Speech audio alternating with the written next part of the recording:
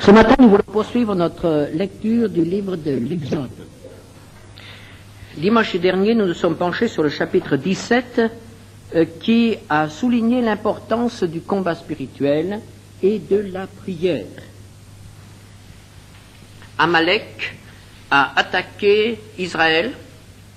Moïse n'a pas pris la tête du corps d'élite qui a combattu Amalek. Moïse s'est rendu sur une colline et il a prié. Et la victoire a été acquise quand Moïse a persévéré dans la prière. Moïse était plus utile sur la colline avec Aaron et Hur en priant qu'avec une épée à la main. L'utilité de la prière, l'efficacité de la prière. On ne soulignera jamais assez la nécessité de la prière dans l'Église et dans les foyers.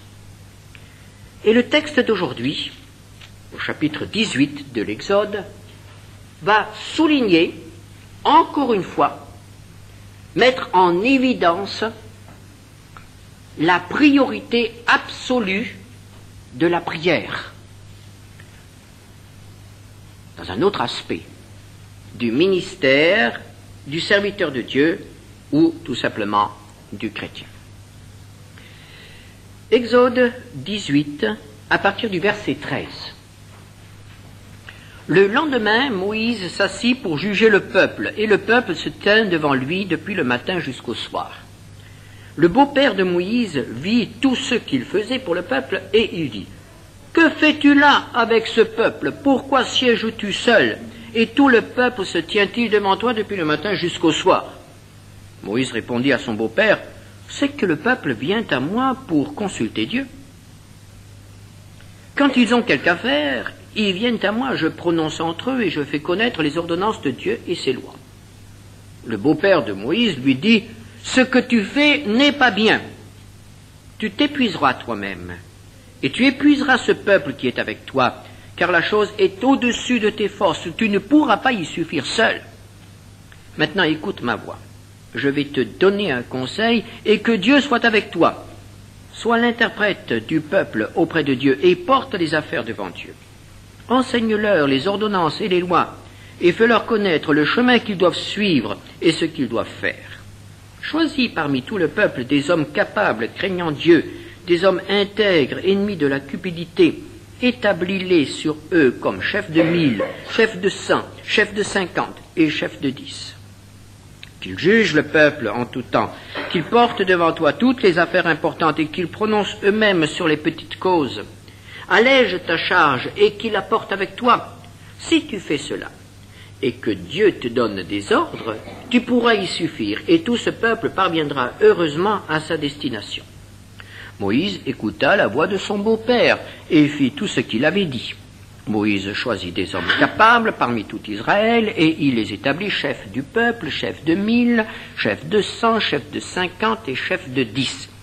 Ils jugeaient le peuple en tout temps, ils portaient devant Moïse les affaires difficiles, et ils prononçaient eux-mêmes sur toutes les petites causes. Moïse laissa partir son beau-père, et Jéthro s'en alla dans son pays. Au verset 14, le beau-père de Moïse, Jéthro, pose une question. « Que fais-tu là avec ce peuple ?» Jéthro a rendu visite à son gendre, Moïse. Il a été bien reçu, et le lendemain, il accompagne Moïse, il assiste à l'exercice des fonctions de ce conducteur de peuple. Moïse se rend à un lieu précis qui était déterminé pour les jugements, et voici que le peuple s'approche. Chacun apporte son affaire, son problème. Nous pouvons nous imaginer que ce peuple, qui était très nombreux, plusieurs centaines de milliers d'hommes, ce qui amenait environ à 2 à 3 millions de personnes, ce peuple qui était très nombreux, ce peuple qui était en route et qui devait camper dans le désert, donc sous des tentes, les uns près des autres. Il s'agissait d'une très forte concentration de personnes, c'était comme une grande ville, mais une ville de toile. Nous pouvons nous imaginer tous les problèmes que pouvait engendrer cette situation. Les petites querelles entre voisins, les gros problèmes, les grandes affaires, une multitude de contestations, de problèmes, et on venait avec cela devant Moïse, qui était le juge. Moïse était seul. Il était le chef. Il était le législateur. Il était le sauveur humain de ce peuple, puisque c'est lui qui avait conduit ce peuple hors du pays d'Égypte. Et il estimait que c'était son devoir d'examiner chaque cas, chaque affaire, et de trancher, d'exercer la justice. Le peuple attendait cela de lui, et lui, il répondait. Il avait 2 bonnes raisons pour faire ce travail. Le peuple venait à lui pour consulter Dieu, et c'était pour lui une occasion d'enseigner le peuple. En partant de chaque affaire, il donnait les lois. Le peuple venait pour consulter Dieu. Verset 15. Moïse répondit à son beau-père, « Le peuple vient à moi pour consulter Dieu. » Pour le peuple, Moïse est le représentant de Dieu sur terre, celui qui est en communion avec Dieu, celui qui parle de la part de Dieu. Ce que Moïse dit, c'est Dieu qui le dit, c'est parole de Dieu. Moïse était vraiment pour le peuple le représentant de Dieu. Et ses arrêts, ses verdicts, ses lois n'étaient pas discutés. On venait à Moïse pour consulter Dieu.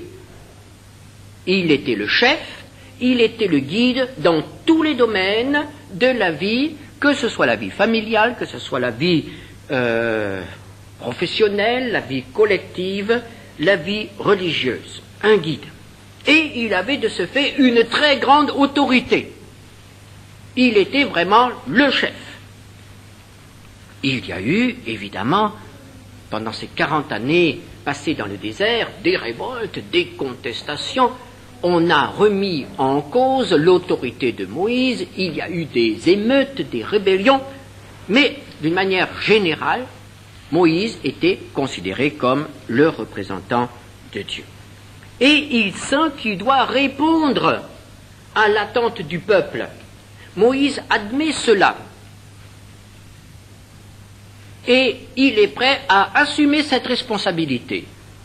Il sait que Dieu parle par lui et il va donc être disponible jusqu'à l'épuisement pour parler de la part de Dieu à ce peuple. Dans ce rôle-là, il est irremplaçable. Et la deuxième raison pour laquelle Moïse faisait ce travail et prenait sur lui cette grande charge se trouve au verset 16. « Je prononce entre eux et je fais connaître les ordonnances de Dieu et ses lois. » Moïse profite de ces audiences pour faire connaître les lois, les nouvelles lois du peuple d'Israël. En partant de chaque affaire, il promulgue en quelque sorte une jurisprudence, une loi, qui, dans son esprit, va servir au peuple. Il enseigne, il met en pratique, en partant d'exemples précis, de cas précis, vécus, qui se présentent à lui, il met en évidence les lois de l'Éternel. C'est une des raisons, probablement, d'un certain désordre que nous trouvons dans la promulgation des lois dans le Pentateuque. Il n'y a pas une partie qui concerne essentiellement les affaires du culte, une autre les affaires familiales, une autre les affaires de la société, mais il y a parfois un mélange. On saute d'un cas à un autre. On parlera des esclaves, on parle du mariage, on parle des héritages, on parle du sabbat. Tout simplement, c'est en quelque sorte le reflet des différentes affaires qui ont été présentées à Moïse et qui ont été tranchées et qui ont donné lieu à une loi, qui ont donné lieu à un cas de jurisprudence.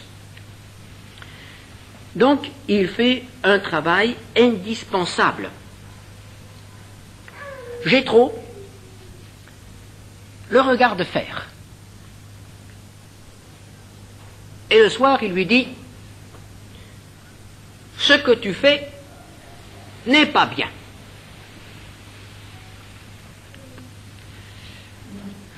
Ces paroles ont probablement étonné Moïse. Moïse est un homme de 80 ans. Il a de l'expérience. Et voici que son beau-père, en quelques mots, met en cause cet aspect de son travail, cet aspect de son ministère. Son beau-père émet une appréciation négative concernant le travail de Moïse au cours de cette journée. Je suppose que même pour Moïse, cette appréciation n'a pas été facile à accepter. Je crois qu'il en serait de même pour nous si, après avoir travaillé jusqu'à l'épuisement pendant toute une journée, après avoir donné le meilleur de nous-mêmes, après nous être penchés sur les problèmes des uns et des autres, après avoir travaillé à mettre la paix au sein d'un peuple, à exprimer la justice, à faire droit à l'innocent, à reconnaître le coupable, en fin de journée, quelqu'un vient nous dire « ce que tu as fait là n'est pas bien ». Et pourtant, nous voyons que Moïse ne se régimbe pas. Pourquoi Jéthro, dit-il, exprime-t-il cette appréciation négative? Il s'explique au verset 18. « Tu t'épuiseras toi-même, et tu épuiseras ce peuple qui est avec toi, car la chose est au-dessus de tes forces, tu n'y pourras pas y suffire seul. » C'est l'évidence même. Cet homme qui n'appartient pas au peuple d'Israël et qui assiste à cette journée d'audience voit ce que Moïse n'a pas réalisé. Moïse est fidèle, il veut servir. Et tout ce qui se présente à lui, il le fait.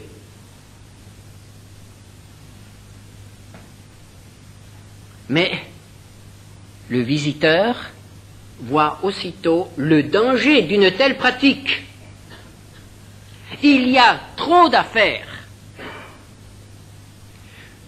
des affaires importantes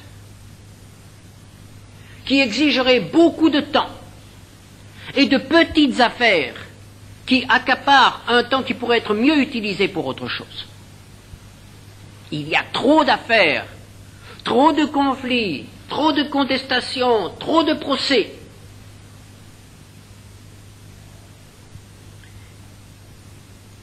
Finalement, tout le monde sera mécontent.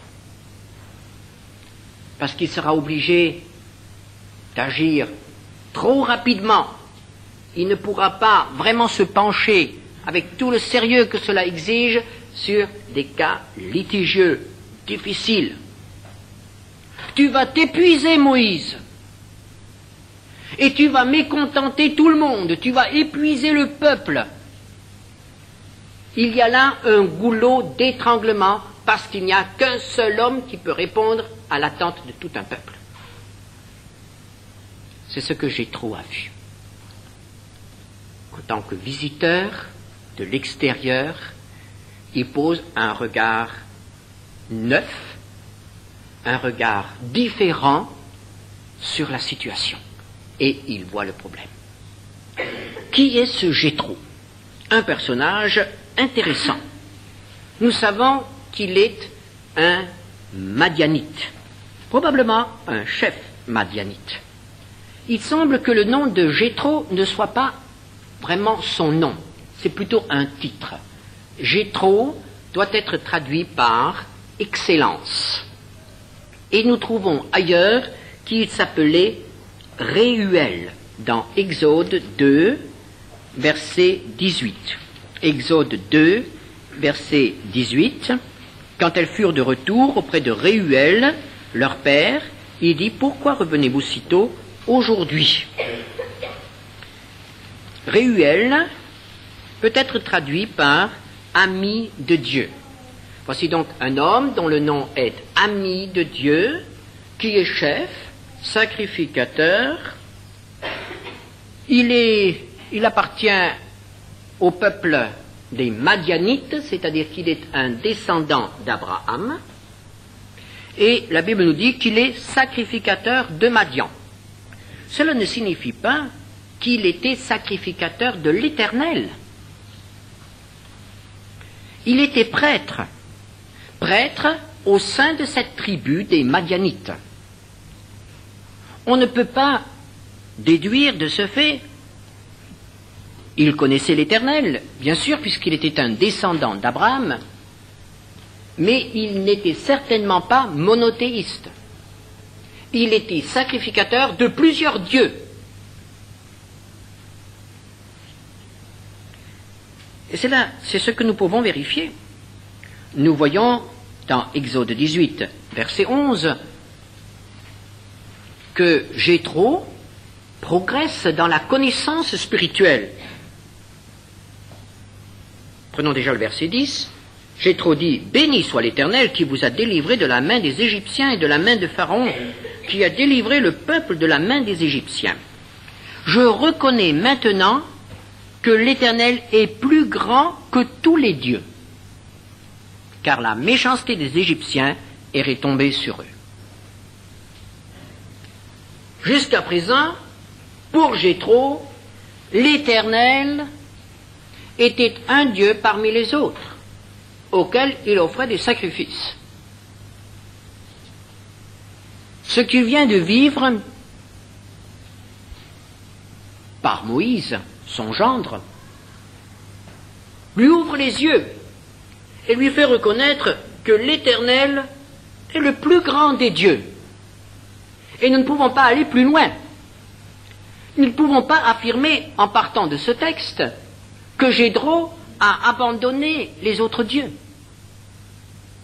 Nous pouvons simplement affirmer que Jéthro reconnaît à l'Éternel la primauté. L'Éternel est le plus grand. Et à partir de ce moment, probablement, Jéthro va servir en premier l'Éternel. Et il faut espérer pour lui qu'il a continué dans son cheminement, qu'il a encore mieux compris qui est l'Éternel et qu'il a finalement abandonné les autres dieux. Et nous voyons qu'il offre un holocauste. Verset 12. Jéthro, beau-père de Moïse, offrit à Dieu un holocauste et des sacrifices. Aaron et tous les anciens d'Israël vinrent participer au repas avec le beau-père de Moïse en présence de Dieu. Et là, nous voyons que Dieu est présent. Dieu est présent. Et il accepte ce sacrifice offert par un Madianite, par Jéthro.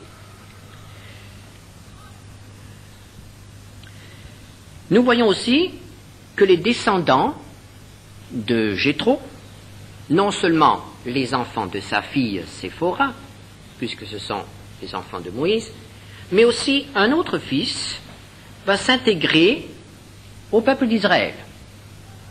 Le fils de Jéthro, qui a probablement accompagné son père dans ce voyage, se nommait Hobab, et nous retrouvons Hobab, le Kénien, comme guide du peuple d'Israël dans le désert, Nombre 10, verset 29, et il aura un héritage en Canaan. Nous retrouverons les Kéniens beaucoup plus tard encore dans l'histoire du peuple d'Israël. Ce sera une femme appartenant à la tribu des Kéniens qui tuera Sisera, l'ennemi d'Israël, dans l'histoire de Déborah, la prophétesse.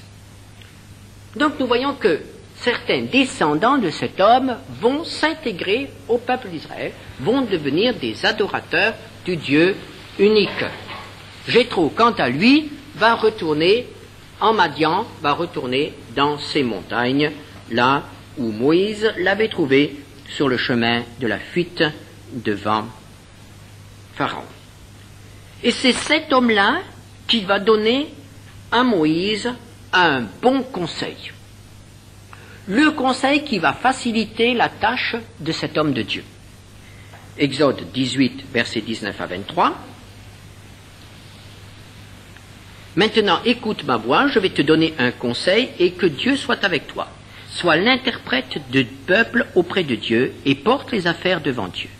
Enseigne-leur les ordonnances et les lois et fais-leur connaître le chemin qu'ils doivent suivre et ce qu'ils doivent faire. Choisis parmi tout le peuple des hommes capables, craignant Dieu, des hommes intègres, ennemis de la cupidité. Établis-les sur eux comme chefs de 1000, chefs de 100, chefs de 50 et chefs de 10. Qu'ils jugent le peuple en tout temps, qu'ils portent devant toi toutes les affaires importantes et qu'ils prononcent eux-mêmes sur les petites causes. Allège ta charge et qu'ils la portent avec toi. Si tu fais cela et que Dieu te donne des ordres, tu pourras y suffire et tout ce peuple parviendra heureusement à sa destination. Un conseil extrêmement important. Nous allons essayer de voir un peu ce qu'il nous apporte. Au verset 19. Sois l'interprète du peuple auprès de Dieu et porte les affaires devant Dieu. Nous avons là un changement total d'attitude. Moïse était jusqu'à présent Dieu pour le peuple. Ils viennent à moi pour consulter Dieu. Il était l'interprète de Dieu auprès du peuple. Dieu pour le peuple. Jéthro lui dit, ce que tu fais là n'est pas bien. Sois, toi, l'interprète du peuple auprès de Dieu. Un changement radical. C'est-à-dire, sois toi, le peuple, pour Dieu. Autrement dit, consacre plus de temps à la prière. Parle à Dieu des problèmes du peuple.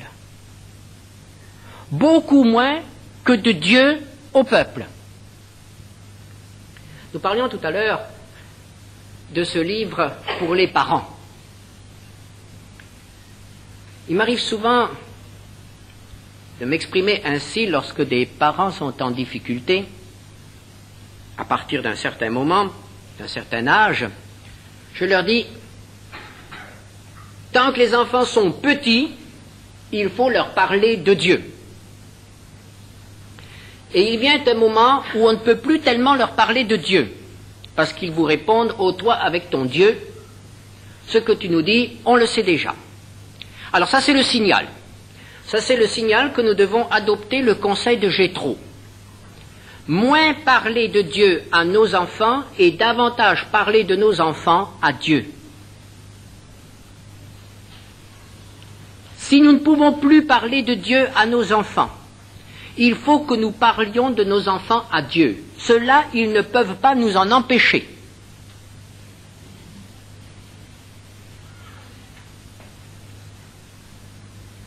Parler de Dieu, c'est une chose importante, indispensable. Nous devons transmettre la parole de Dieu dans nos familles, là où nous nous trouvons, partout, au peuple. Mais il y a un moment où il faut parler moins aux hommes et parler davantage à Dieu. Cela est aussi vrai dans le couple, et je pense surtout parmi nous aux sœurs dont le mari n'est pas croyant. Quel problème! Eh bien là peut-être aussi, Jéthro vous dirait, mes sœurs, ce que tu fais là n'est pas bien. Parle un peu moins de Dieu à ton mari et parle un peu plus de ton mari à Dieu. Priorité à la prière. Et ce ministère-là est absolument indispensable. D'autres peuvent parler à votre mari de Dieu, et ça sera mieux perçu, ça sera mieux reçu. D'autres peuvent parler de Dieu à nos enfants, et ça passera mieux. Mais nous sommes le mieux placés pour parler de nos bien-aimés à notre Dieu, pour parler du peuple à Dieu, pour parler des hommes à Dieu. Le rôle primordial de la prière. Nous revenons à ce que nous avons vu dimanche dernier. Il y a les combattants, il y a ceux qui sont à corps à corps avec l'adversaire, et il y a ceux qui prient sur la montagne. Et c'est sur la montagne que se décide l'issue du combat. Et c'est dans notre chambre, c'est là, à genoux, que se décide l'issue du combat, le règlement de certaines affaires que nous ne pouvons pas régler ni par nos paroles, ni par nos conseils, ni par nos cris, ni même par la parole de Dieu que nous essayons de transmettre. Il y a un moment où nous ne pouvons plus rien faire. Et il faut le savoir, et il faut l'accepter. En toute humilité, il faut savoir se taire et commencer à crier à Dieu. Seigneur, parle toi-même. Apporte, sois l'interprète du peuple devant Dieu. Et au verset 20, le deuxième aspect du conseil. Enseigne-leur les ordonnances et les lois, et fais-leur connaître le chemin qu'ils doivent suivre et ce qu'ils doivent faire. Ce conseil n'est pas en contradiction avec ce que nous venons de voir. L'enseignement est absolument indispensable. Mais quel genre d'enseignement? Dans quel but? Moïse connaît la parole de Dieu, il connaît la volonté de Dieu. Et là, il l'exprimait au cas par cas. Jéthro lui dit, non, enseigne, fais-leur comprendre ce qu'ils doivent faire, fais-leur connaître le chemin. Il ne s'agit pas seulement de donner un enseignement après l'erreur, après la chute. Il s'agit d'un enseignement qui doit prévenir. C'est de la prévention qui doit être faite dans l'enseignement. C'est-à-dire un enseignement systématique, un enseignement clair de la loi de Dieu. Ce n'est peut-être pas par hasard que cet incident se situe juste avant le moment où Moïse recevra la loi au sommet du Sinaï.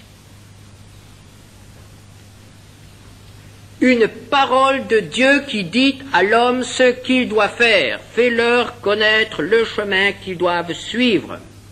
Le peuple doit être instruit. Le peuple doit connaître la volonté de Dieu et c'est ainsi qu'il deviendra lui-même responsable.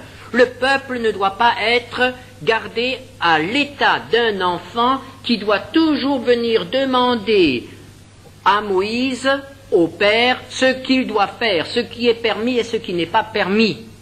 Le peuple doit devenir adulte et il doit pouvoir choisir lui-même, il doit pouvoir se déterminer lui-même, même s'il fait des erreurs. C'est quelque chose d'extrêmement important. Et je dirais que dans le ministère d'éducateur, parents, éducateurs au sein de l'Église et d'une manière générale, nous avons à retenir ce grand principe. Notre but n'est pas de transmettre seulement un savoir, des connaissances.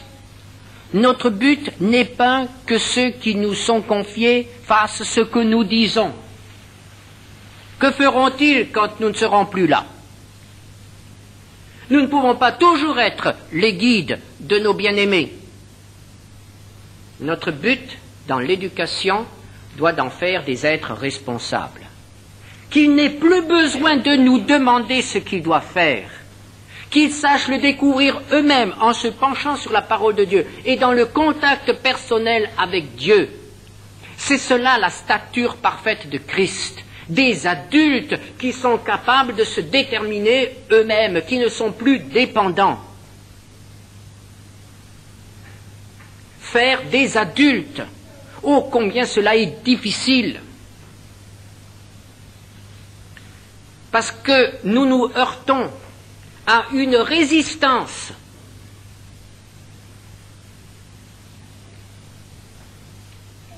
Nous avons déjà tous eu affaire à des jeunes qui demandaient des conseils et auxquels finalement on leur a dit « Bon, maintenant tu sais et tu fais ce que tu veux ». Et c'est très souvent à ce moment-là que nous assistons à une réaction de panique. Parce qu'ils doivent choisir et ils doivent se déterminer et ils doivent prendre leurs responsabilités. Et ils voudraient tellement que nous leur disions « Fais ceci, fais cela », même si c'est pour contester après. C'est vrai aussi dans l'Église. Je dirais que c'est une constatation générale. Dans certaines occasions, on aimerait tellement que le pasteur nous dise ce que nous devons faire. Mais ce n'est pas au conducteur spirituel de dire ce que nous avons à faire. Le conducteur spirituel peut ouvrir la Bible et lire des textes que nous ne connaissons pas, ou nous donner un enseignement complémentaire dont nous avons besoin. Mais ne permettons jamais à qui que ce soit de prendre une décision à notre place.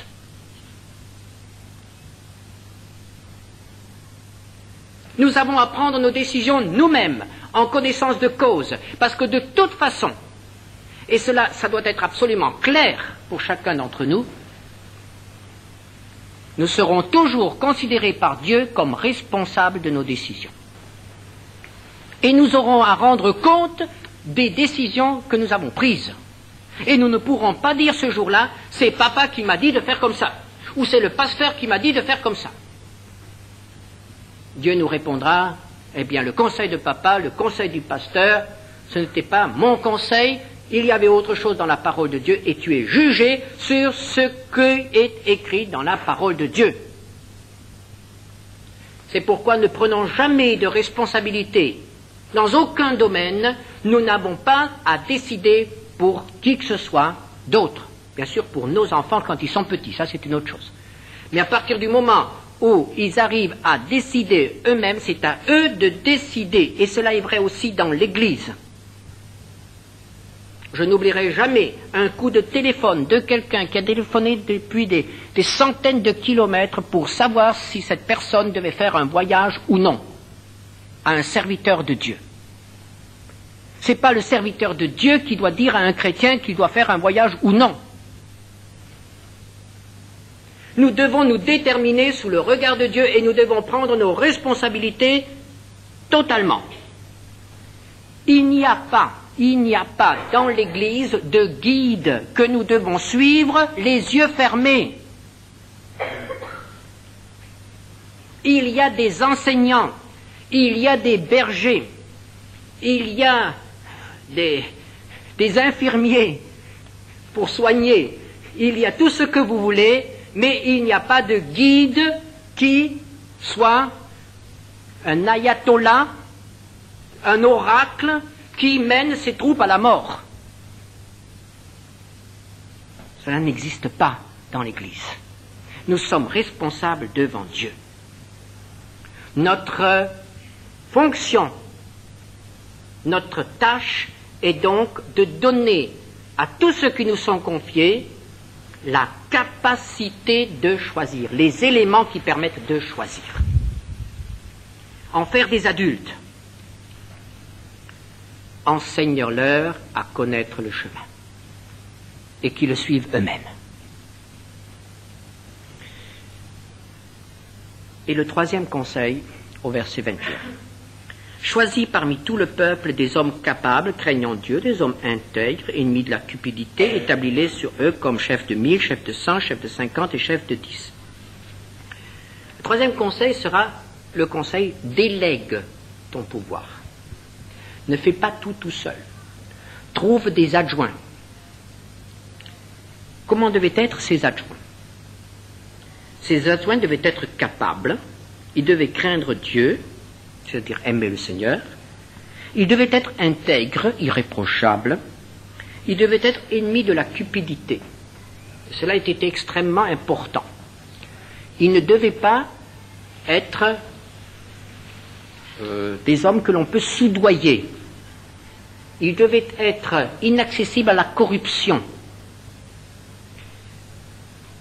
Donc des hommes qui pouvaient rendre la justice sans être influencés par le rang social ou la richesse des partis en présence.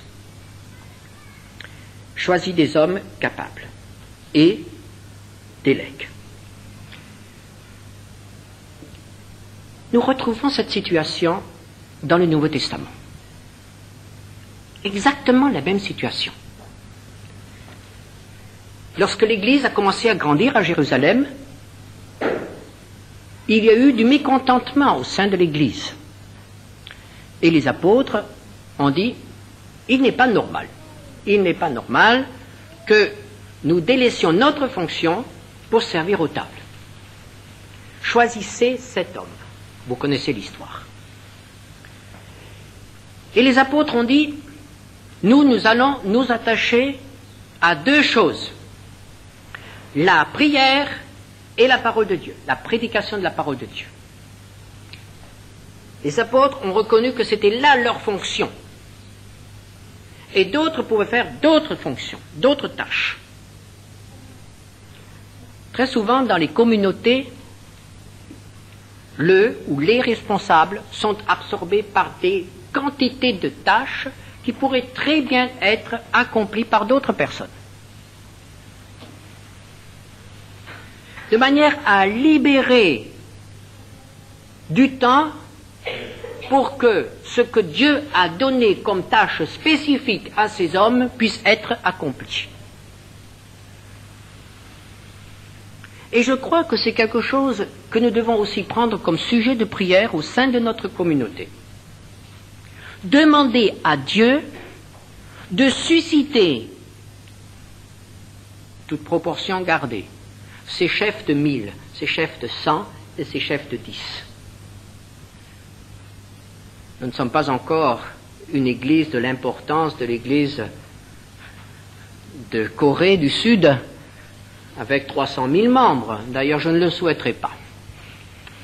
Mais je crois qu'il y a quand même encore des fonctions qui pourraient être remplies. Et nous avons à demander à Dieu de nous donner des hommes et des femmes qui soient prêts à prendre sur eux une tâche bien précise, même si ce n'est pas une grande tâche, une lourde responsabilité, mais quelque chose qui permettrait de soulager, quelque chose qui permettrait de répartir les tâches pour que du temps soit dégagé pour faire autre chose, pour faire ce qui est vraiment la fonction des responsables de la communauté, le travail spirituel. Allège ta charge et qu'il la porte avec toi. C'est vrai au sein de la communauté, mais c'est aussi vrai dans notre vie personnelle. Nous sommes souvent pris par des choses qui ne correspondent pas vraiment à ce que le Seigneur nous demande. Et parfois nous avons l'impression qu'il faut que nous fassions quelque chose parce que personne d'autre ne le fait. Et nous sommes absorbés. Je connais des chrétiens qui sont tellement pris par tellement de choses, qui sont bonnes, qui sont utiles, et que le monde peut faire aussi, et que le monde fera peut-être mieux que nous parce qu'ils ont plus d'argent que nous. Mais il y a des choses que le monde ne peut pas faire. Et cela, il faut que nous nous en souvenions, frères et sœurs. Il y a deux choses que le monde ne peut pas faire. C'est prier et transmettre la parole de Dieu. Le monde peut aider le tiers-monde à s'organiser. Mais le monde ne peut pas prier pour le tiers-monde. Le monde ne peut pas aller apporter la parole qui transformera les situations dans le tiers-monde. Et ces deux choses-là sont les tâches spécifiques, non seulement d'un serviteur de Dieu, mais de tout chrétien. Nous sommes tous des serviteurs de Dieu dans notre partie. Eh bien, ce conseil a été suivi. Moïse a eu l'humilité d'accepter le conseil de son beau-père, bien qu'il n'appartienne pas au peuple de Dieu, et qu'il n'ait pas autant de connaissances que Moïse. C'était un bon conseil.